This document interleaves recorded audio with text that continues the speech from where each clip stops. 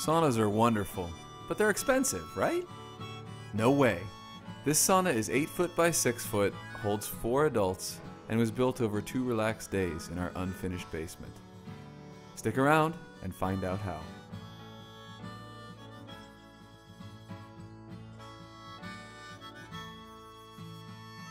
Credit for this idea goes to my wife. She's a sauna aficionado and she convinced me to look at less common ways to build one. This sauna is different than other DIY builds in that it's freestanding in our unfinished basement and was built out of cedar deck boards. So why build a freestanding sauna from deck boards? 3 reasons. Number 1, it's cheaper this way.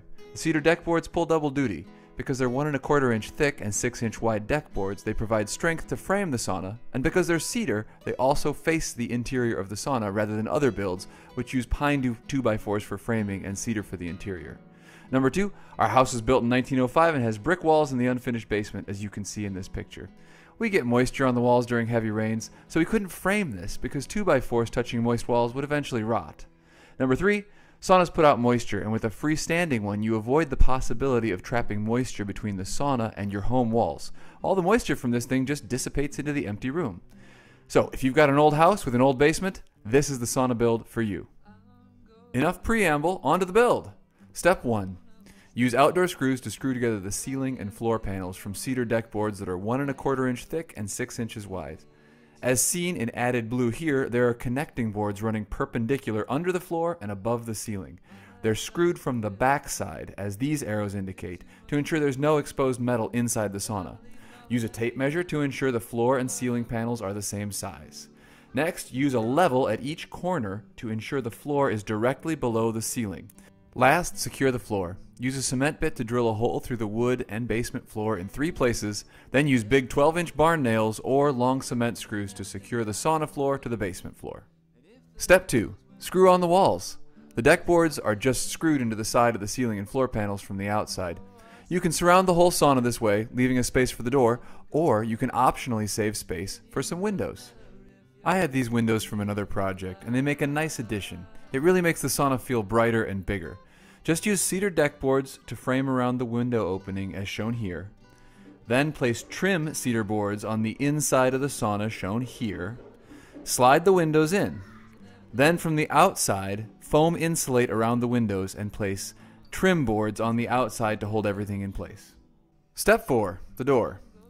Temporarily screw the vertical door boards into the ceiling and floor panels as if they were wall pieces, but leave a small gap between the door boards and the floor so that the door has clearance to swing. Then screw on connector boards in a Z shape as seen here to secure the door panels together, and last, screw 6-inch or larger hinges to the door and the sauna frame. Remove those temporary screws holding it to the ceiling and floor panels and check that the door swings freely. Last, add a handle and lock to the inside and outside of the door. The handle, seen on the bottom of this photo, is just a small board and a slightly larger board screwed to the door. The lock on top of this photo is a long piece of wood on a loose screw that fits into more or less a handle piece turned on its side. Step 5. Build the benches. Cut 3 planks for the top bench and 2 planks for the bottom bench at the width of the sauna. Screw perpendicular connector boards to the back of the benches as you did for the floor and ceiling panels. Put those connector boards every 2 feet or closer. Again, screw from the backside for all of this to avoid any exposed metal in places you will touch. Next, build vertical and 45-degree support brackets out of 2x4 cedar boards, then screw the bench and the support brackets to the floor and walls. Do the same for the low bench. Step 6. Install the stove. We got this stove from Harvia. It's a wet stove, so it has rocks on top which allow you to pour water on the oven and humidify the sauna, which I highly recommend, but it's quite a bit more expensive. You may get an electrician for this part. I'm an electrical engineer and worked for an electrician over the summer, so it was pretty simple. Just pop a 30-amp breaker in your panel where you have 2 openings, then run a 10-3 wire from that to your stove, and it's connected. But if that's confusing, contact an electrician to handle it. Step 7. Put some lights in. LED rope lights are perfect for this. Get a colored strip and a white strip. Drill a hole through the side wall and run the colored rope under the bench in those support brackets that you created. For the top light, use a white rope light. Just take a board, screw on small pieces of wood as offsets to the back side of that board. Snake the LED rope through those offsets, and then screw the whole thing to the wall nice and high. That gets you diffuse light throughout the sauna. Step 8. Insulate. Use a staple gun to attach foil insulation all around the walls and on top of the sauna. I also slid bad insulation on top over the foil insulation because that's where most of the heat will escape.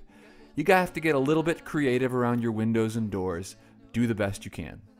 Total cost for this project was just under $2,000. The big costs were the new cedar wood and the stove. They each cost $900 or so. Similarly large sauna kits online are over $5,000. So if you can find cedar deck boards for cheap on Facebook Marketplace or Craigslist, etc., you'll save about half the cost of this project, and if you choose to go with the dry stove, you'll save even more. That's it. Now get out there and enjoy.